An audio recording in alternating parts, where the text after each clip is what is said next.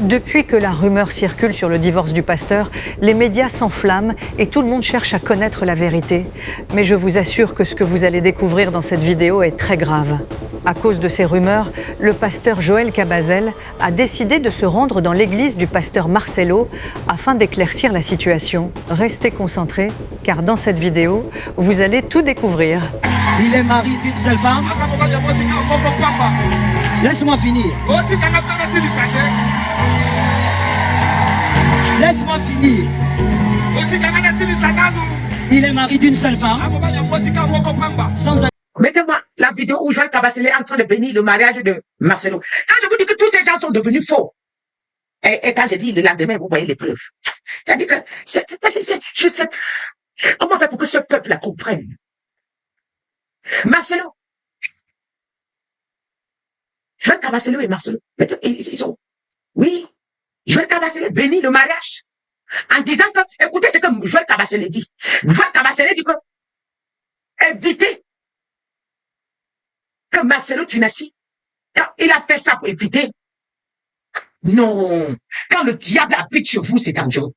Que Marcelo Tunassi s'est marié avec Blanche pour éviter la fornication. Éviter de juger. Ça, c'est Joël Cabazel. Voilà Joël Cabazel, ce qu'il a dit dans l'appel.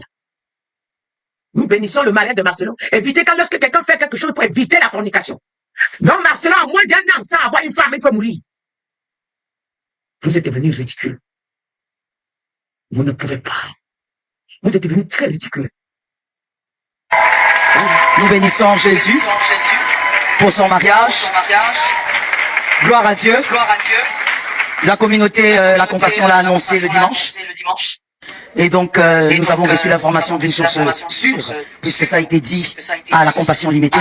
Nous glorifions Jésus, que Jésus lui-même soit le maître de ce nouveau départ. Que Jésus conduise et qu'il donne la paix. Et que la victoire l'accompagne comme la victoire a toujours été avec lui. Je tiens à dire à quelqu'un, surtout de cette assemblée, rien ne vaut le ciel. Le ciel doit être préservé à tout prix. Et donc, lorsque quelqu'un fait des choses pour préserver son ciel, évite de juger. Il s'agit là-bas du ciel. Et il s'agit de l'éternité. On l'a vu d'ailleurs avec la feu, Madame Blanche, elle n'est plus. Tout va s'arrêter un jour. Chacun partira à son jour. Donc, il est important de faire des choix qui préservent le ciel. Et lorsque l'apôtre fait ses choix, je crois que sa priorité, c'est le ciel. Et il faut soutenir dans la prière que Dieu soit avec lui.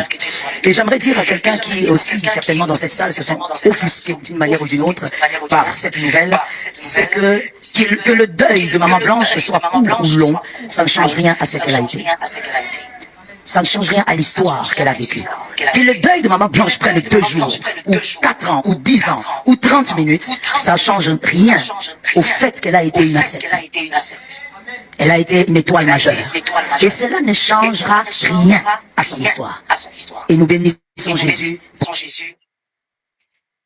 Merci. Vous voyez, laissez ça comme ça. Vous voyez, je vais vous dire quelque chose. Vous voyez-le.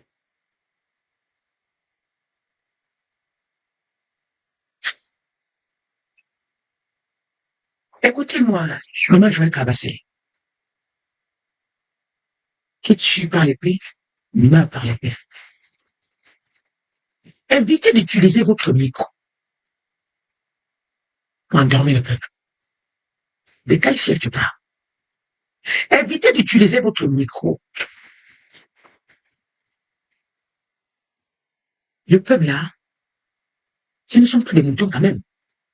Et j'ai pour habitude de dire aux gens, quand vous prêchez, regardez un peu votre derrière si c'est propre. Parce que il y a des gens assis dans la salle qui vous voient mieux que vous-même.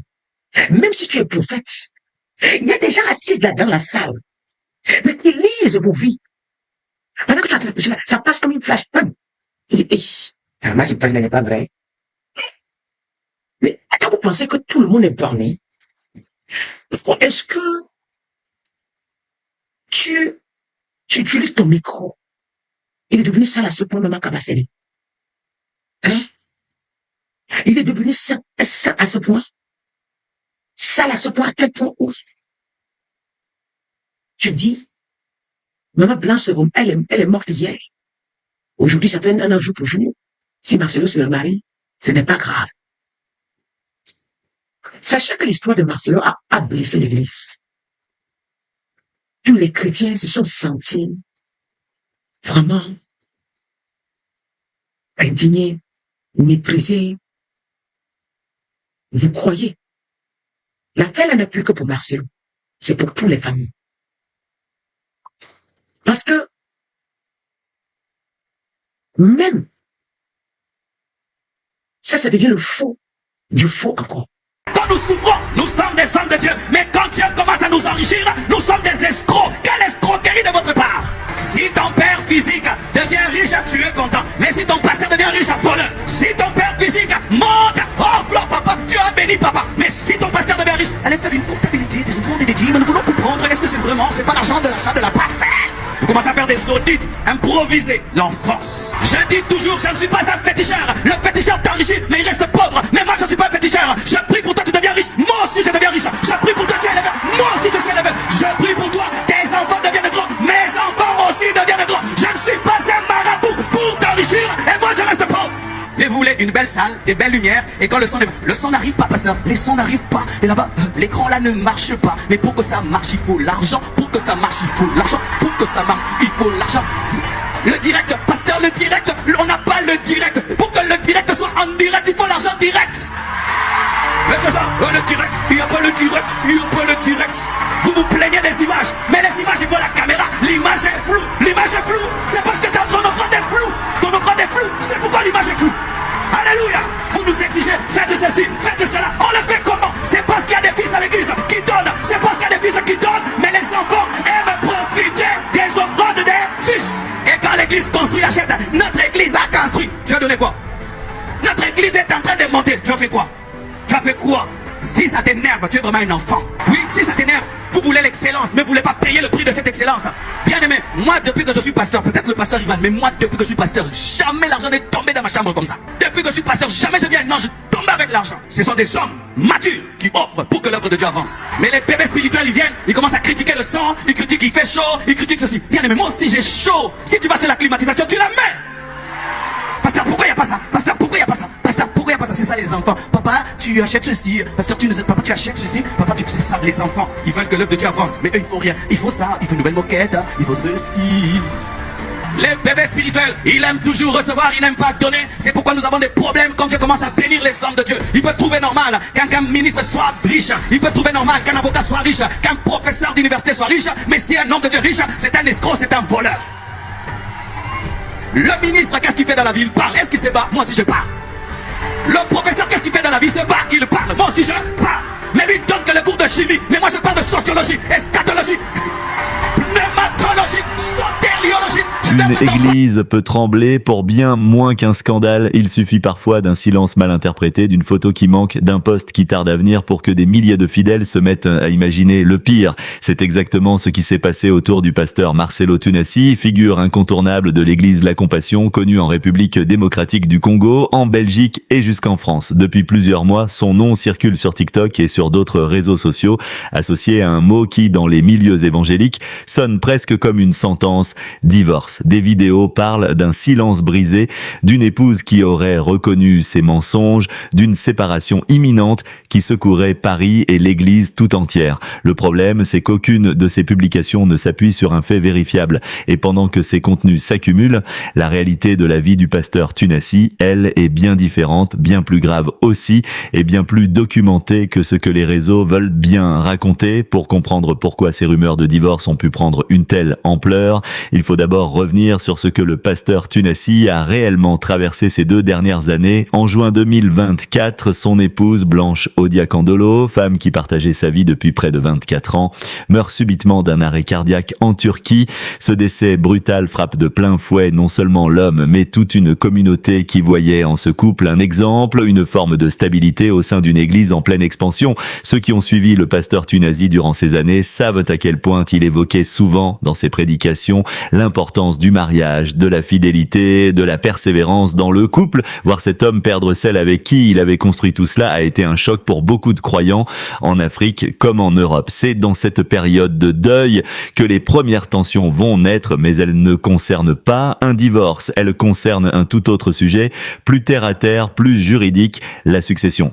Après la mort de Blanche Odiakandolo, un litige éclate entre le pasteur et la famille de la défunte, sa mère et ses deux sœurs. Ce genre de conflit, aussi douloureux soit-il, n'est pas rare lorsqu'une personnalité publique perd son conjoint dans des circonstances soudaines. Des questions de biens, d'héritage, de reconnaissance mutuelle se posent, et dans ce cas précis, elles vont s'étaler sur plusieurs mois, alimentant au passage de nombreux débats dans l'opinion publique congolaise. Ce n'est que le 23 mars 2026 qu'un protocole d'accord est finalement signé entre le pasteur Marcelo Tunasi et la famille de Blanche, mettant un terme à ce litige. La communication reste sobre. Aucun détail précis n'est donné sur le contenu de l'accord, mais la vidéo diffusée sur les réseaux montre l'homme de Dieu et les parties adverses signer l'acte devant leurs conseils respectifs en présence de nombreuses autres personnes. Un point final discret posé sur une période difficile. Mais avant même que cette histoire de succession ne soit refermée, un autre événement vient rebattre les cartes et sans doute nourrir la confusion qui circule aujourd'hui sur les réseaux sociaux autour d'un supposé divorce. Le 23 juillet 2025, un peu plus de 13 mois après la mort de Blanche, le pasteur Marcelo Tunasi se remarie. Sa nouvelle épouse se nomme Esther Aïcha, une prophétesse elle-même engagée au sein de l'église La Compassion. La cérémonie se déroule à Bruxelles où l'église a ouvert une extension. L'annonce a été faite à la congrégation le dimanche précédent et elle enflamme immédiatement les réseaux sociaux. Beaucoup de fidèles se réjouissent sincèrement pour leur pasteur, saluant une forme de reconstruction après l'épreuve du deuil, mais d'autres voix plus critiques s'élèvent aussitôt, pointant un timing jugé trop rapide, presque indécent, pour un homme qui avait partagé 24 années de sa vie avec une femme disparue depuis un peu plus d'un an seulement. C'est ce mélange, ce cocktail d'événements réels mais mal digérés par une partie du public qui va servir de terreau aux publications que l'on retrouve aujourd'hui sur TikTok. Un deuil brutal, un litige familial qui traîne pendant des mois, un remariage rapide et contesté. Il n'en faut pas plus pour que des comptes en quête de vue transforment ces faits en un tout autre récit, plus vendeur, plus scandaleux.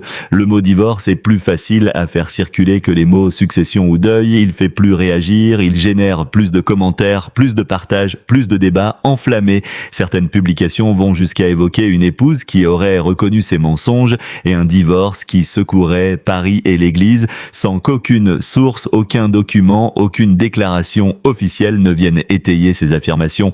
Rien dans les faits documentés ne permet de confirmer une telle version. Ce phénomène n'est d'ailleurs pas nouveau pour le pasteur Tunasi. Bien avant le décès de Blanche, des rumeurs de séparation avaient déjà circulé à son sujet, à une époque où son couple traversait, comme beaucoup, des périodes de doute alimentées par les réseaux sociaux plutôt que par la réalité.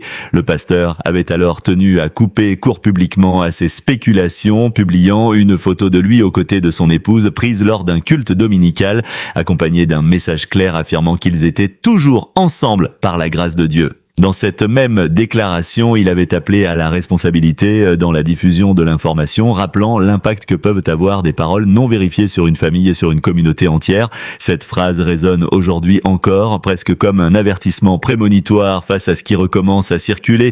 Pour bien saisir pourquoi cette affaire prend une telle ampleur sur les réseaux, il faut comprendre qui est réellement Marcelo Tunasi et pourquoi chacun de ses faits et gestes devient presque mécaniquement un sujet de conversation dans le monde évangélique francophone. Le pasteur n'est pas une figure locale ou discrète, il est l'un des prédicateurs les plus suivis d'Afrique centrale, avec une audience qui dépasse largement les frontières de la République démocratique du Congo pour toucher la diaspora congolaise et africaine, en Belgique, en France et ailleurs en Europe. Son église, La Compassion, a ouvert plusieurs extensions, dont une à Alfortville en France et une autre à Bruxelles, ce qui montre l'ampleur de son rayonnement. Il est aussi connu pour son franc-parler, ses formules choc qui circulent facilement sur les réseaux, comme cette déclaration qui avait fait grand bruit selon laquelle l'Église catholique est une salle d'attente pour aller en enfer, ou encore ses prises de position tranchées sur le mariage et le divorce, thème qu'il a lui-même abordé à de très nombreuses reprises dans ses prédications, notamment lors d'une série intitulée 10 sortes de divorce, ou encore dans des enseignements comme le divorce peut conduire en enfer. Cette réputation d'homme qui parle sans détour sur des sujets sensibles explique en partie pourquoi le grand public et particulièrement les internautes en quête de contenus viraux s'emparent aussi facilement de tout ce qui touche à sa vie personnelle. Un homme qui prêche avec autant de force sur la solidité du couple devient, aux yeux de certains, une cible de choix dès que sa propre vie affective semble s'écarter, même en apparence, de ce qu'il enseigne. C'est ce contraste entre le prédicateur qui martèle des principes sur le mariage et l'homme qui traverse un deuil suivi d'un remariage rapide qui alimente une bonne partie des critiques et des rumeurs. Il faut cependant rappeler, encore une fois, la chronologie réelle des faits, car c'est précisément ce que les publications les plus virales choisissent d'ignorer. Le pasteur n'a jamais divorcé de Blanche Odiakandolo. Il est resté marié à elle jusqu'à son décès en juin 2024, après 24 années de vie commune. Ce n'est donc pas une rupture qu'il a vécue, mais un deuil, un veuvage brutal et inattendu dans des circonstances qui n'avaient rien à voir avec un conflit conjugal. La confusion entretenue par certains comptes qui parlent aujourd'hui de divorce à son sujet ne correspond à aucune réalité documentée. Ce terme, choisi pour son pouvoir d'attraction sur les plateformes comme TikTok, déforme complètement la nature de ce qu'il a réellement vécu. Le litige avec la famille de la défunte, quant à lui, mérite également d'être replacé dans son contexte réel plutôt que dans celui plus sensationnaliste que certains lui prêtent. Ce type de différend opposant un conjoint survivant à la famille d'origine du défunt est malheureusement courant après un décès soudain, en particulier lorsque des questions patrimoniales ou symboliques n'ont pas été clarifiées à l'avance. Le fait que la mère et les deux sœurs de Blanche Odiakandolo aient engagé une démarche autour de la question de la succession ne signifie en rien qu'il y ait eu une rupture du couple avant le décès. Il s'agit d'un contentieux post-mortem encadré juridiquement qui a fini par se résoudre par la voie de l'accord plutôt que par un procès prolongé. Le protocole signé le 23 mars 2026 devant les conseils des deux parties illustre justement une volonté commune de tourner la page dans un cadre apaisé, loin de l'image de conflits ouverts et médiatisés que certains ont pu vouloir donner à cette histoire. Le remariage du pasteur avec Esther Aïcha, célébré le 23 juillet 2025 à Bruxelles, reste sans doute l'élément qui a le plus servi de déclencheur aux rumeurs actuelles, non pas parce qu'il constitue en lui-même un scandale, mais parce que son calendrier a suscité un débat légitime au sein même de la communauté évangélique. 13 mois seulement séparent le décès de Blanche de cette nouvelle union, un délai que certains fidèles ont jugé trop court, tandis que d'autres y ont vu au contraire un signe de restauration et de grâce, une manière pour le pasteur de continuer à vivre et à servir sa communauté sans s'enfermer indéfiniment dans le deuil. Ce débat en soi est révélateur d'une tension plus large que l'on retrouve régulièrement dans les milieux religieux. Jusqu'où une figure publique et spirituelle a-t-elle le droit de vivre sa vie personnelle sans que chaque décision soit scrutée, jugée, commentée par des milliers d'inconnus sur les réseaux sociaux?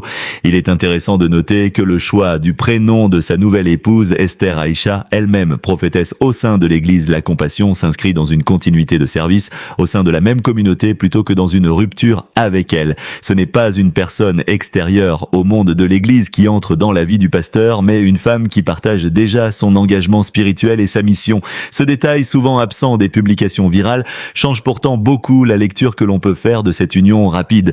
Il ne s'agit pas d'une rencontre soudaine et extérieure à sa vie de foi, mais d'un remariage au sein d'un environnement qu'il connaît et dans lequel il évolue depuis des années. Ce type de récit, où un fait réel mais complexe, un deuil, un litige de succession, un remariage rapide se transforme en rumeur de divorce scandaleux, n'est malheureusement pas isolé dans l'univers des réseaux sociaux évangéliques francophones.